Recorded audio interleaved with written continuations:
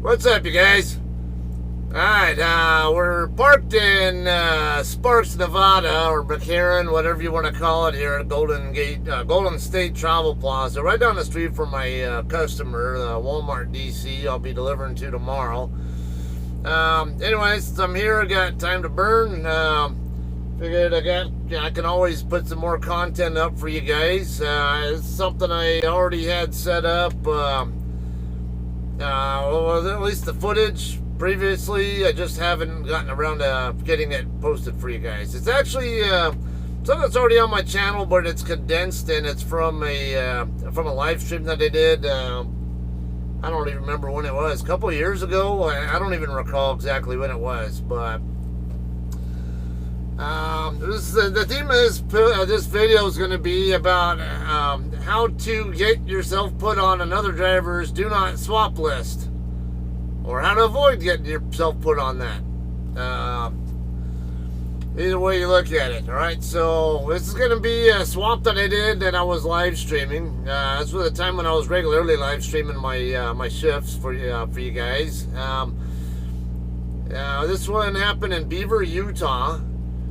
And this driver quickly ended up on my do not swap list by the time I was done with that. So I'll go ahead and show you the footage on that first, and we'll talk some more detail on that after you get through checking out the footage. It's about a half-hour long footage, so I hope you have a few extra minutes to burn. Just enjoy the footage, or entertainment, whatever you want out of it. And we'll talk some more afterward. What's up, everybody? Okay, just about done with a 10-hour break in Beaver, Utah. Turns out, now I have a dental appointment on Thursday afternoon, and I had concerns about whether I'd be able. Hey, how's it going, James? Whether I'd be able to deliver that load and then get back to the house from my appointment on time. So I asked about dropping in the San Bernardino drop yard or swapping or something, and then it turned out there's actually a driver just 3 miles away from here. Yes, I am coming back to Cali. Just within the last hour, I ended up getting set up with a swap. At first he thought I was in the same place, but now I'm at that Chevron, or near a Chevron in Beaver, Utah. I'm 3 miles south of the Flying J here in town, and I'm going to be swapping loads with a driver who's in at the Flying J. He doesn't have hours. I guess he has nothing on a 70-hour clock, so he can't make on-time delivery of his load, and it helps me out. So yeah, I literally just got my clock back right now, so I'm gonna go on duty. I need to roll fast, or at least get going with that. I'm gonna have to be quick with the swap too. All right, so my plan for today is swap. Yeah, I want to be quick because I need to hurry up and get down there. And I'm going to do an 8-2 split at home, more than likely. Top off the blinker fluid. It really runs out. Okay, so this other driver's load is going to City of Commerce and to Compton. Probably doing him a big favor because everybody hates going to the Ralphs in Compton. It's the backing is tight. But I don't care. He's doing me a favor too. Because I can get unloaded sooner. I think both of his loads deliver tomorrow. One at 6 a.m. and the other one at noon.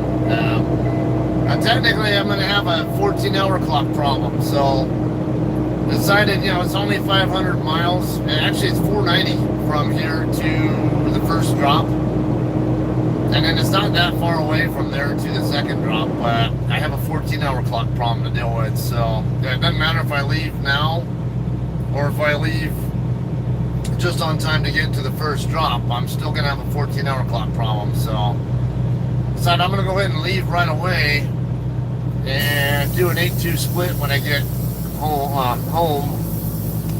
And I'll still have my drive clock because I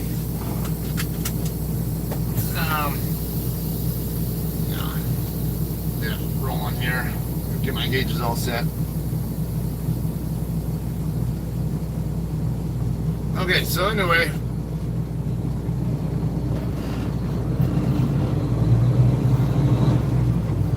I can do a 8-2 split when I get down there and get rolling right away. And then what will happen is I'll recover 14-hour clock, but I will not recover drive time because I didn't do a 2-hour break during my last shift.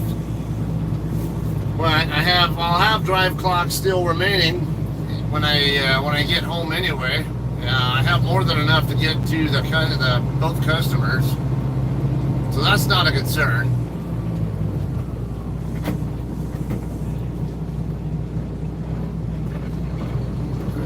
You're probably gonna go. You gotta turn left across my path anyway, even if you do go that way.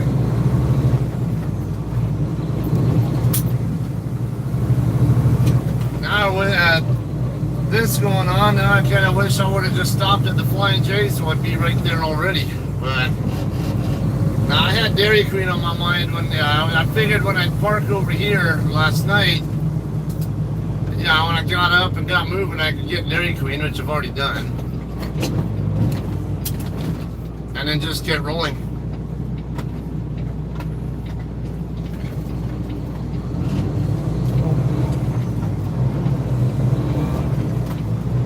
Well, that place does, I think it has room for trucks there.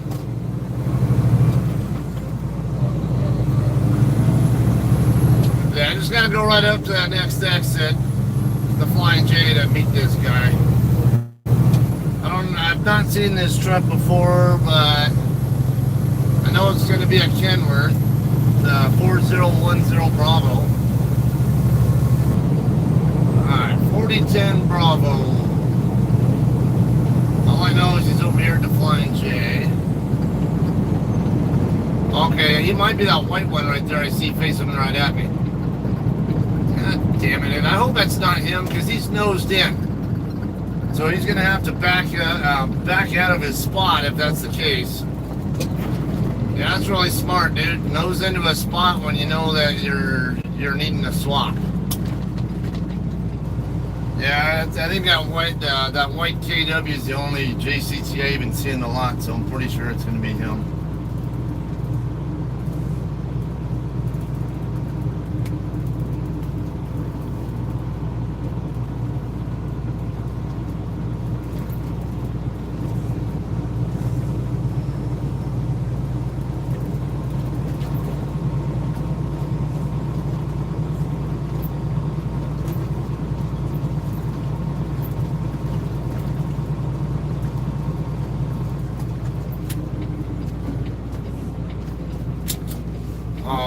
Yeah, I see her right now. It's actually a woman outside the passenger door right now.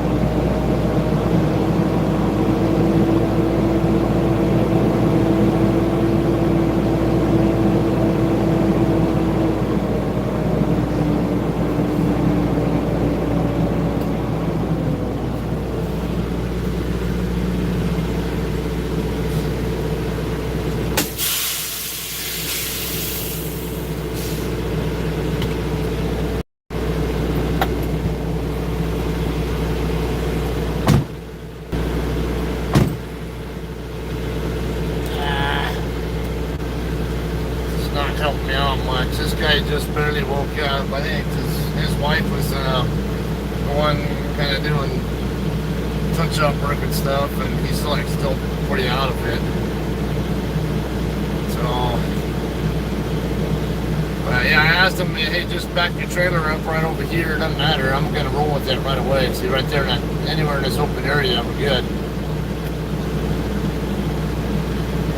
But, yeah, he must have been out pretty hard.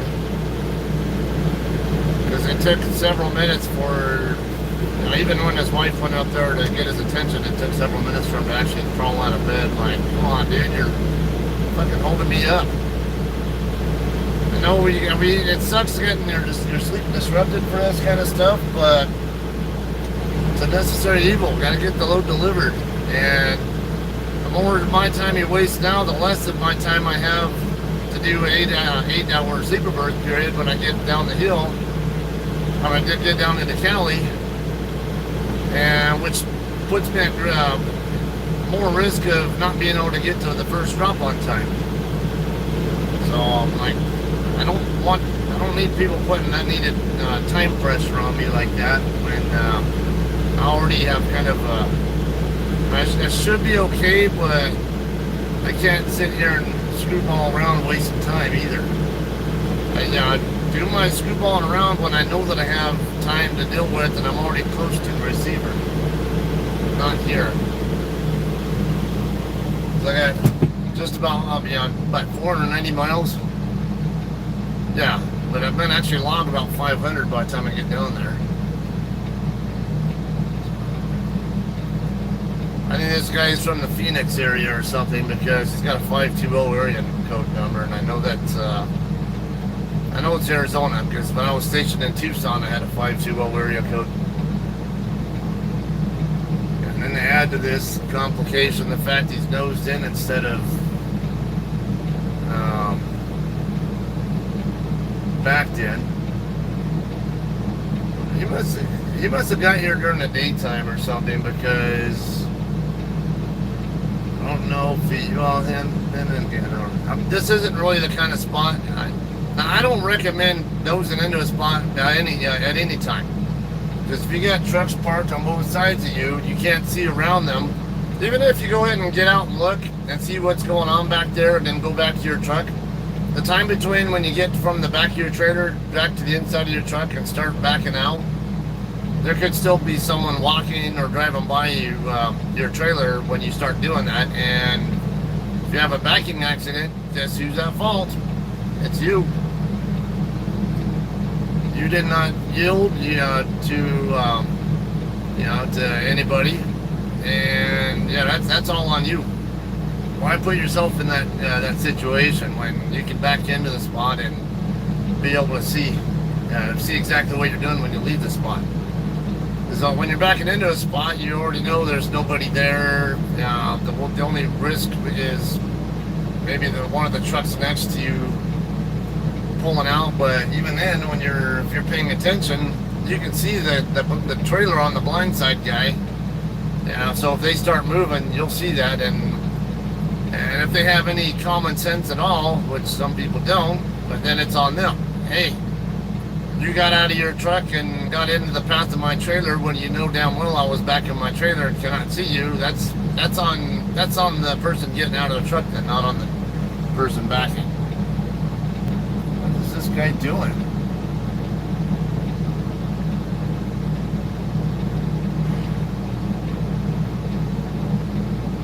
For some reason I think he's calling his dispatcher or something. Like, just get the fucking trailer backed up and out of the way. I'm gonna leave a message. It's starting to piss me off.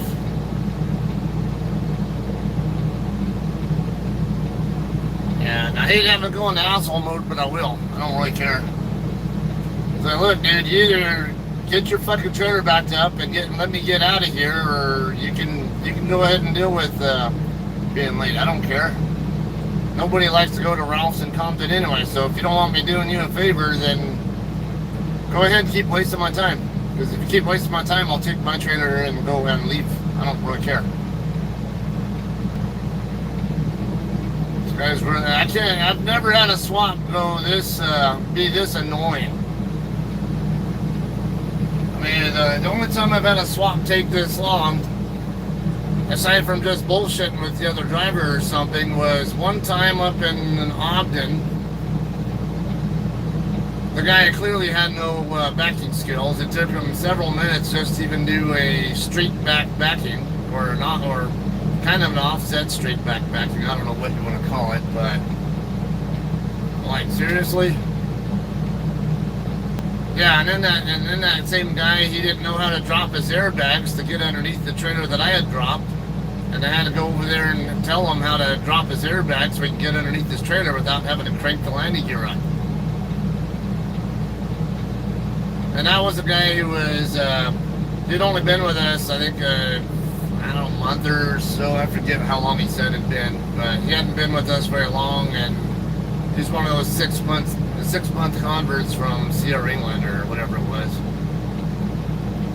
Something along that line. Like, if you don't stay a full year with Sierra England, that already kind of, it tends to make me wonder about you. Doesn't necessarily mean anything bad.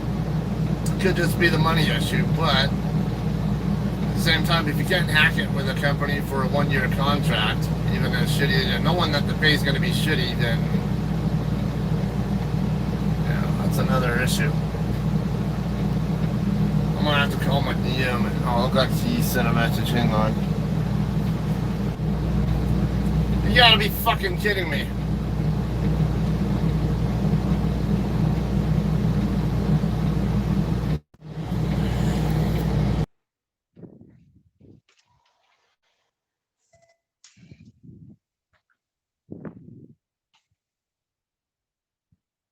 This fucking guy's wasting my time. I'm just hooking my trailer back up.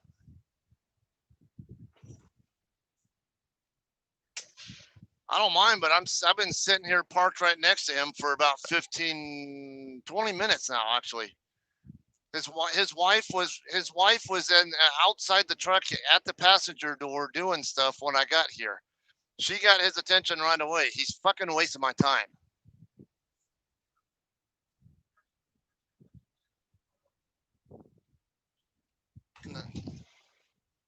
Yeah.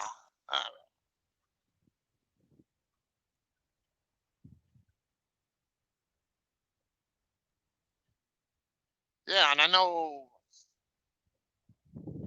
Yeah, and it seemed like he was asleep and didn't want to crawl out of bed for several minutes, and then he finally came out. I'm like, dude, I need to get rolling if I have a good chance of making his deliveries on time, because I need to do an 8-2 split so I can have time to work with on both.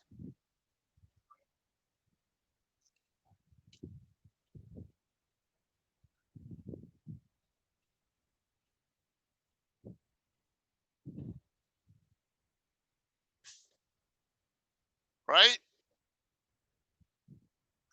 Yeah. So, and he's nosed into his spot. I'm right next to him. I told him all he has to do is back up, and then there's plenty of space over here. All he has to do is a 90-degree alley dock over into the road next to us, and then disconnect. And I was already disconnected and ready to grab his trailer, and I already had my bills in my hand when I came up to his door and everything. I'm like, I'm ready to go.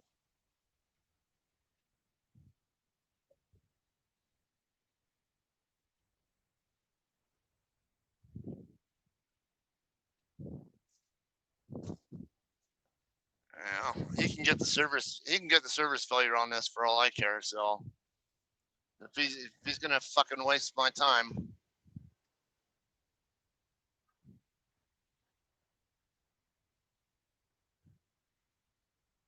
Yeah, I mean, it's understandable if he's got no 70-hour clock to work with, but when there's a swap sitting right next to him, ready to go, where he can make that on time, to me, it sounds like it's going to turn into a service failure on him if he doesn't do it. Oh, he's starting to back out of his spot now, so.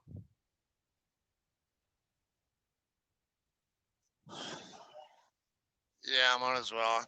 I was about ready to leave because I don't know what the hell is taking him so long. Not like he even got out of his truck. So, all right. Okay, all right.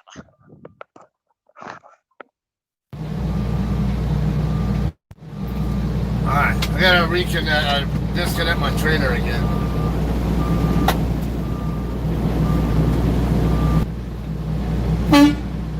You're good, right there, right there.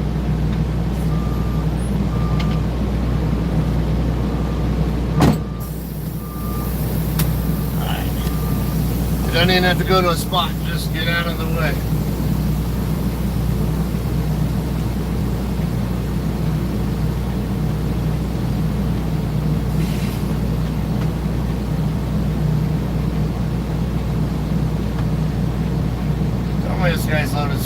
skill.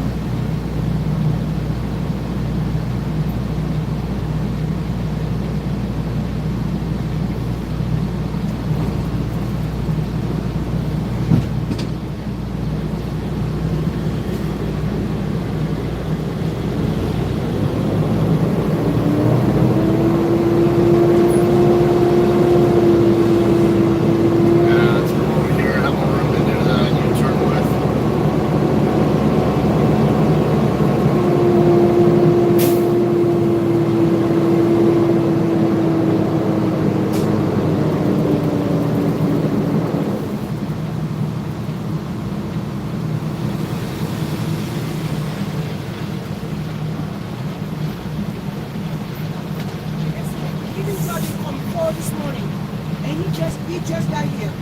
He already called us people before he sleep with you. So they just called him and asked him why he's not. He was just asleep when you want to talk to him. Yeah, I was sitting here for 20 minutes. I've never had to... Well, he has to take his time to wake up. And my load doesn't deliver till Thursday night, or Thursday morning at 10. I understand that, but do you ever get tired driving on the road and you just decide to park somewhere to get some sleep? Do you know how many times I've had to swap in the middle of my 10-hour break? A lot. So easy. So if you want... They didn't send him a message and tell him he has to swap with you today. Okay, my DM said that he talked to him on the phone before I even got here. Well, I just want to give him some time to get himself fixed up. Because he has to call those people before he switch with you. That's what he was doing. Doesn't need to call anybody. If he has a problem with the swap, then he can call. But if he's okay with doing the swap, it's just get the trailer moved and get out from under it, and let's do it. They're just talking right now. They're just talking. I don't need to get held up for 20 minutes either. Don't fucking run your mouth with me. You're not even a fucking driver. You don't even know what the hell you're talking about, woman.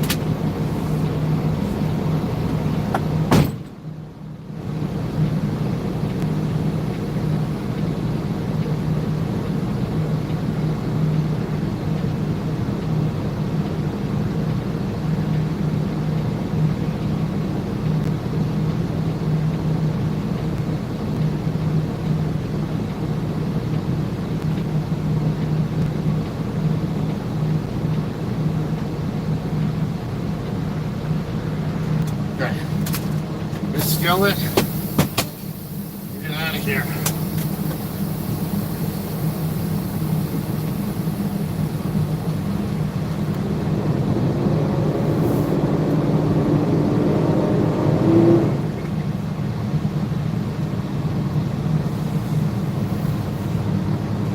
Okay. Yeah, we're just in the parking lot. Alright, so let this be a lesson to you. If you're a trucker wife, keep your fucking nose out of the driver's business. If the driver, I know they got here at 4 a.m. from what she told me, but that's not an excuse to hold up a swap.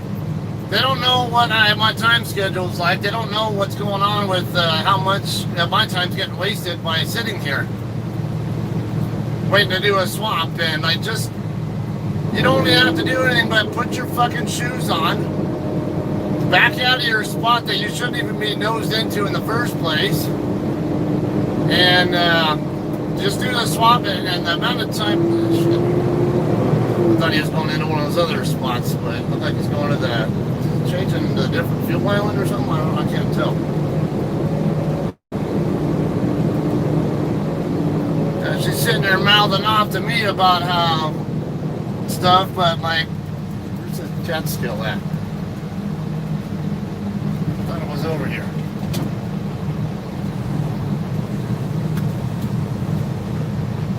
I thought this flange had a Catskill. I thought I was just looking at it.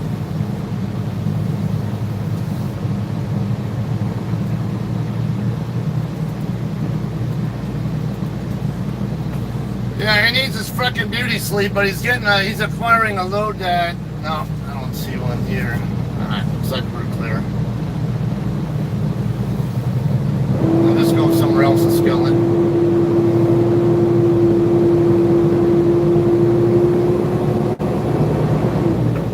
Alright, we'll get my seatbelt back on and we'll just get rolling. This is bullshit. Okay. Well, anyway. Yeah, so what if this guy's sleeping? It only takes a few minutes to get your truck backed up out of the way, disconnected, do a quick little documentation, and go back to sleep, and then you have all day long to do it. But don't sit here and give me a hard time about your fucking husband not being able to sleep. 'Cause I've been there, done that.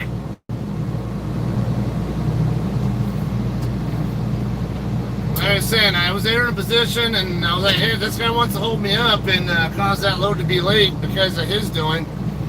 That's not, then it becomes his service failure and not the company's. Or not just the company, I mean.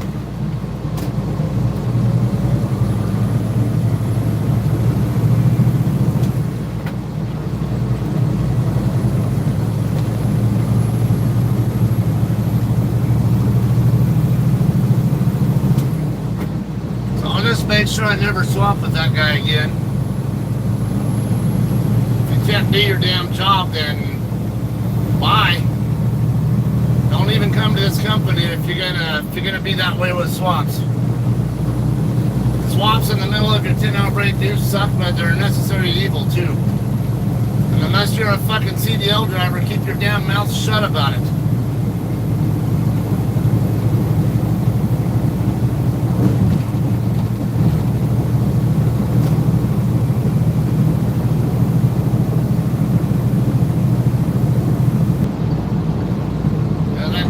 Probably pretty smart to not try to engage in a battle of wits with me, because it would not have gone well. I'm not saying I would have gotten any kind of physical conflict with them, but then again, try to start something with me, I will defend myself too, though. But I'll give them credit for at least being professional enough to not get it and try to engage in a battle of wits about it. And I really didn't want to do anything more than just get the job done and get out of there at that point in time. Say, you know what, the hell with this, I'm not doing this, I'm not doing this guy any favors again.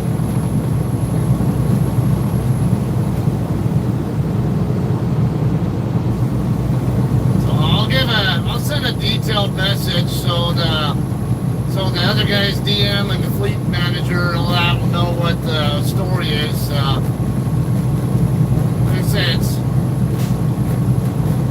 it wouldn't have even been his problem if he had delivered late because of lack of HOS to work with, but when they have an opportunity to swap and you can still get a full 10-hour break-in,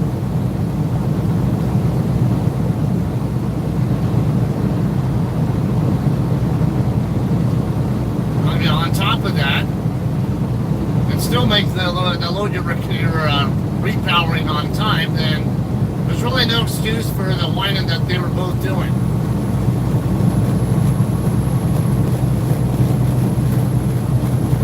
I almost hope I show up late to the first drop because of him.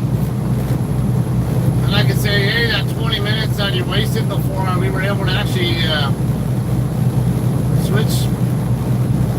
That could have been a key difference there. Okay, so as you see there, this swap basically wasn't really too much bad about it, other than the fact the guy wasted my time. What happened was, I remembered I had picked up a load in Greeley, Colorado, and it was going to California. And I remembered it was, I went across I-70 with it. It was the same day that I-70 reopened from the wildfires that had shut down I-70 over in the Glenwood Canyon area. Whatever that day was, that was the same day that I drove across to Beaver. And the next morning, this was probably around 10:30 in the morning, something like that. Now, mind you might have heard in that video that the other driver got there to Beaver about 4 a.m. So they were there for at least a good 6 hours by the time I even knew anything about swapping. And my clock wasn't going to be, that's when my 10-hour break was up, was about 10:30, I don't know. It was something around that time in the morning, though. And as you saw, I was one exit away, 3 miles south of where he was at when I got notified about the swap. And I had 2 drops. Now I had a 5-hour gap between the two. I had a 6 a.m. delivery at City of Commerce, as I recall, and then an 11 a.m. delivery at Ralph's in Compton. Now, under current HOS rules, wouldn't have been a problem, because I could have gotten down there, made the first delivery, done a split, and stopped my 14-hour clock and pause it with anything more than a 2-hour long break, and go make the other delivery, and then I wouldn't have any problems there with on-time status. But this was prior to the new HOS rules that we go by now.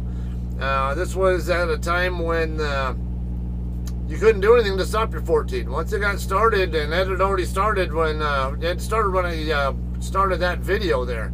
When you saw it, I had just got my clock back, and I was changing my status. That right there is when I started my 14-hour clock. So once that hit, whatever, 14 hours after that, so 10 plus 14, that would have been 24. So it would have been just after midnight, between, I don't know, we'll just say 00:30 or so that night, would have been when my 14-hour clock ended. So now I can, in either case, no matter how I played it, if I didn't do an 8-2 split, one of those drops was going to be made on time, and the other one was going to be late because I didn't have a clock to do it with. So, case in point, I could have gone straight. Well, option one would have been go straight from the swap point to the receiver, and make that delivery on time, but have my 14 run out, and it was not much really there for parking anyway. Have my 14 run out, and now I can't make the drive from Commerce down to the Compton because I don't have a clock anymore. So that wasn't a good option. The other, otherwise, if I had waited till the last minute possible to leave Beaver and just deadhead and just run straight down there, they still had a bit of a concern there, and I think on that one there was a possibility I could have gotten to both of them on time, but I would have been dead in the water after that. And like, okay, now I got to do a 10-hour break because even with the 2-hour split in between, now I'm out of hours after I'm done with my delivery, and I wasn't liking that idea because now I have to sit there and wait for an extra 10 hours before I can go back on duty and start running toward another load. And I don't want to sit there and do a 10-hour break in the LA area, especially when I live 80 miles away, 85 or whatever it was. Add in the fact that my house was on the way to the place, and I was just just close enough where I should have been able to get straight to my house and not worry about running out of time on my 8-hour clock. Do an 8-2 split, basically an 8-hour sleeper berth. Technically in sleeper berth, but really I was at home sleeping on my own bed. And then after 8 hours, I would get some 14-hour clock time back. Then I could make the delivery and then spend a couple hours off there in that 5-hour gap between the first and second drop. And the rest of my 14-hour clock would come back after that. Now I have plenty of clock to work with as soon as I'm done delivering that final the final drop to no deadhead with and pick up another load with and keep moving. That was just a smart way to do it, and not to mention I got the chance to would have had a chance to spend time with wife and kids. As it was, when I got through with that swap, because he had wasted about half an hour of my time, I got to my house to my parking spot at home with I think 1 minute left on my clock. I didn't want to have to do a 30-minute break. I can't remember what the detail was. I don't know if doing a 30-minute break would have also put me at risk with the 8-2 split and being able to make both deliveries on time.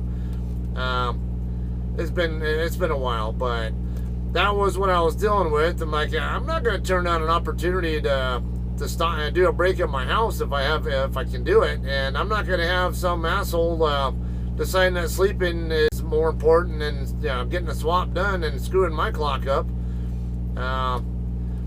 Now, mind you, there are times where you really got to treat each swap situation as far as the timeliness is concerned on a case-by-case basis. What does your clock look like? What does the other driver's clock look like? What are their expectations when they do get there? Whoever gets there last. What are their expectations? Are they going to need to pick your load up right away and start moving with it, or is there time for them to go ahead and take a break while they're there? Maybe say, oh yeah, there are times where I'll do that, where I'll get to a place and hey, I'm going to be here for 10 hours anyway, so I'll just tell them, I'll just text you when I get there, and then whenever you're awake, just let me know or something, and we'll go ahead and do the swap. There are times though where there's no way around it. Somebody's going to get woken up to do the swap. Either someone's done with their break and is awake now, but now they have to wake up the guy who showed up there later and is now asleep, or the person who's showing up first has to wake the guy up from their middle of their sleep to do the swap, and then they continue. It sucks, but it is what it is. In this particular case, the guy he got there at like 4 a.m. and he was at a 70-hour time. He only had, I think he said like barely an hour or something like that on a 70-hour clock, if even that. Might have been even 30 minutes or something. It wasn't much. And he had to wait for his recaps that night to be able to even roll into. So, and here it is 10 a.m., 10:30, something like that. Coming up on 11 now because of how long it took him. And he can't roll until about 10 o'clock at night. So he still had a whole 11-hour break between when I was bitching about this and when he could even do anything with the load that I was giving him. And even then, he still had plenty of time. I don't remember if it was a Tuesday or a Wednesday where we did the swap, but because I think you heard something in there about the load's not due. The load I was giving him wasn't due until Thursday. He had a ton of time. You can't give me this shit about he needs to sleep. Well, he's gonna get plenty of sleep. Let's get the swap done so I can do what I need to do, and he can get all the beauty sleep he wants for the rest of the day. I don't give a shit. I mean, he'll get plenty of it if he needs it. Just get off your fucking ass and move. But since he didn't value my time, I made sure the DM knew, my DM knew I'm not swapping with this guy again, and I made sure he put it on the notes for that guy or whoever. Made sure the other guy's DM also knew, hey, don't ever ask me to swap with this guy again. I will never swap with him. It turned out I had another guy I got asked to swap with at the Pilot in Belmont, Arizona. Maybe a couple months or so later than that, after that one, and similar situation there. I was still in California, I believe, and I said, all right, we were going to swap there in Belmont, and I remembered I gave I stopped in Kingman for fuel, and when I was about to leave Kingman, I sent him a text message, told him, hey, I'm leaving Kingman right now. My ETA will be, I think, just before 11 a.m. Or, yeah, I want to say it was 11 a.m. I think it was like, yeah, it was something like that. So, or I think it was like, I told him 10:30 to 11 a.m., somewhere in that ballpark. And so I get a message back from him right away saying, okay, all right, so good, he's awake. So I get up there to Belmont, and before I'm off the freeway, I see a JCT truck sitting there parked along the curb behind their tire shop there. I didn't know what color or type of truck the guy was in. I just knew what number I was looking for, and I couldn't see that truck's number from there. So I think I called him or whatever and asked him, hey, is that you parked over by the curb? Behind the tire shop? And he says, oh no, that's someone else. He says I'm parked in one of the spots facing the tire shop, basically. So okay, I know exactly which row you're in then. So I just needed to figure out where's. So I go circling around so I could set up a side backing into the same row. Yeah, I circle around counterclockwise around the Catskill and over toward the other row that was that faces the tire shop. If you guys look at a satellite view, you'll understand that. And I parked right next to him. And I just talked to him right before I was getting off, right when I was getting off the freeway at that exit. So I know he was awake. And I get parked next to him, and I start working on my stuff, sending my macro in to say that I'm here to do the swap. Start getting ready. I disconnected from my trailer and all this kind of stuff, get my bills ready to give to him. And I'm looking over there to my passenger side where he was parked. Not one bit of effort to get disconnected or whatever from his truck. So I'm thinking, well, maybe he's inside the building. I don't know. But I sat there for, I don't know, 5-10 minutes. And I'm like, what the hell is this guy doing? So I was not quite so certain that he was in the building anymore. So I went over to his truck and started knocking on it just to see if he was even in it. And what I know, I started seeing the truck shaking like he's responding to me knocking on it, and comes out and I was like, seriously, dude, you're not ready to do the swap? And I'm in the middle of my shift. I'm not stopping what I'm doing here. I'm not going to sit here and camp it out and wait until you conveniently decide you feel like doing the swap. Get your fucking lazy ass out of the truck, get disconnected, get away from the trailer so we can do the swap. But otherwise, you can keep your damn load, and I'll go about my business. So that guy ended up on my do not swap list also. Really, I don't really have many other problems with DNSing, as I call it, other drivers. Unless they're just a just a total asshole or something, or, but I will say there are some drivers who will put you on their DNS list if you clearly don't care about the equipment condition. Let's say if you give them a trailer that clearly needs work on it, like maybe a tire that is very clearly not DOT legal, or something else going on with it that definitely needs immediate attention. There are, and if you act all, you pretend like you don't know anything about it, there are drivers out here who will say, I'll never swap with you again. That you can keep, not only will they say that, they won't even take the load that they're to swap for. They'll actually tell you can keep your damn load, you go fix it yourself, and you can keep your load. I'm not taking it now, because you don't care about that, then we don't want to sit there and get work done, sit there waiting to get work done on a trailer that you could have had taken the time to get fixed before we got to it. In fact, I even did a swap with a guy who actually has been, I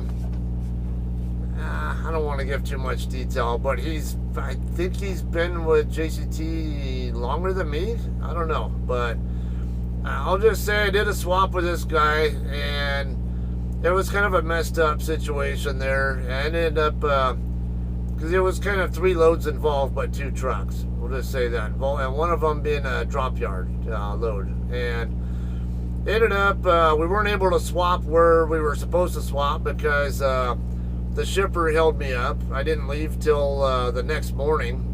I was leaving California, Colton. I was supposed to pick up in the evening, and my load wasn't ready to go until the next morning.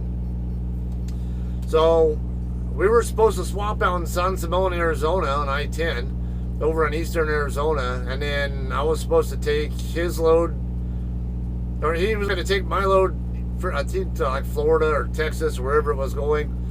And then I was going to take his load to the Tolleson, Arizona drop yard, drop it, grab a different load that was sitting in the drop yard, and take it over to the San Bernardino drop yard. But that got botched to the point where he ended up just going ahead and going all the way to the Tolleson yard, taking the load there, and brought the load, picked up the load that I was supposed to take to California, and ended up meeting with me at the TA in Tonopah, Arizona instead. So it ended up working out, but now he had been sitting there in Tonopah, I think, for about 3 hours before I got there. And he had told me that there was a problem with one of the tires when he got it from the drop yard. If I recall, yeah, there was a tire that needed to be, had a flat spot or something like that. It needed to be replaced, whatever it was. He told me about it, that he acquired it from the drop yard like that. You're sitting there for 3 hours at a truck stop that has a tire shop before I even get there, and you know that I'm not going to be there for 3 hours, and didn't make one damn bit of effort to get it fixed. It's like, come on, dude, seriously? I get there, and now I have to take time, an extra hour plus out of my time to sit there and get the tire replaced. I could have gotten replaced while he was waiting for me anyway. I was like, so that's kind of bullshit there, and that's the kind of stuff that makes me like, you know, I don't know that I want to swap with that guy again either. And he still drives for us. The other two guys, the one who was in that YouTube video, you know, the footage, that I showed earlier, and the other guy who wasn't shown, but also didn't value my time when he should have. Yeah, those guys, I'm not sure. I don't think either one of them drives for JCT anymore. But there are ways, though. There are times that person, let's say you need home time and you need a swap for a load to get you home. Try to keep this in mind, guys, because if you drive for a larger carrier, or even a semi-large like us, where a lot of people know a lot of people, whatever. You don't want to end up on someone's do not swap list, especially if you live in an area that we don't have a lot of freight, because let's just say you live in Ohio. JCT doesn't do a lot of freight in Ohio, not a lot of deliveries, so you need a load to get to Ohio. You either need to get to California to pick up a load that'll get you to Ohio, for the most part, or you're going to have to get a load somewhere else where you can cross with someone who has a load going to Ohio. But there's a catch to that. You can swap with the other person, but they might not be willing to swap with you for whatever reason they might have. Maybe they just don't want to give up the load for, you know, they're not getting enough miles back out of the whatever you're giving them or something. Or maybe you found your way onto their do not swap list and they refuse to swap with you because of some experience they've had with you in the past. Or maybe they don't like swapping with people at all because of generalized set of bad experiences with swaps. Those kind of things do happen, guys. So don't give people a reason, even more reason to not want to swap with you. Try to make it as professional and and as easygoing for both sides as possible. Because the moment you make it difficult for them in some way that's really isn't necessary. Or wanted, you could end up on their don't swap list. Alright, so I think that's kind of covers pretty much everything on here. I don't want to have this like hour-long video, so I really need to try to keep this this chit-chat stuff that's not the video down here, okay? So I'm going to go ahead and end this. Meanwhile, like I said, I deliver tomorrow right up the street from here at the Walmart DC. I'll have a 34-hour reset done I think about 4 hours after my appointment time there. So and I don't have much for. I only get 4 hours and 50 minutes back tonight, and I have 129 left to work with right now. So definitely a 34-hour reset will benefit me more than running straight off of that. So that'll be the plan. I'll have another that video coming up for you guys, hopefully in the next day or so. All right. Hope you guys enjoyed this. All right, and you guys enjoy, and we'll see you at Walmart. All right, take it easy.